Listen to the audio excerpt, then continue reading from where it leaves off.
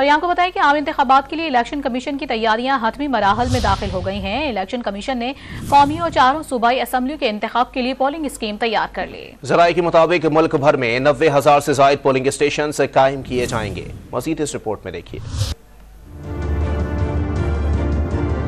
Election commission نے 8 فروری کے عام انتخابات کے لیے حتمی پولنگ اسکیم تیار کر لی۔ اسکیم کے مطابق ملک بھر میں 12,85,85,760 ووٹرز کے لیے 92,353 پولنگ اسٹیشن قائم کیے جائیں گے۔ پنجاب میں 52,412، سندھ میں 19,096، خیبر پختونخوا میں 15,737، بلوچستان میں 5,067 اور اسلام آباد میں 300 سے زائد پولنگ اسٹیشن قائم کیے جائیں گے۔ ہر پولنگ بوتھ میں ووٹرز کی تعداد 1200 سے زائد نہیں ہوگی۔ اسکیم کے مطابق پنجاب میں 30,755 پولنگ اسٹیشنز کو نارمل، 15,617 کو حساس اور 6,040 پولنگ اسٹیشنز کو انتہائی حساس قرار دیا گیا ہے۔ سندھ میں 4,718 پولنگ اسٹیشن کو نارمل، 6,576 حساس اور 7,802 پولنگ اسٹیشن کو انتہائی حساس قرار دیا گیا ہے۔ خیبر پختونخوا میں 15,737 پولنگ اسٹیشن میں سے 4,831 کو نارمل، 6,180 کو حساس اور 4,726 پولنگ اسٹیشنز کو انتہائی حساس قرار دیا گیا ہے۔ بلوچستان میں 961 پولنگ اسٹیشنز کو نارمل،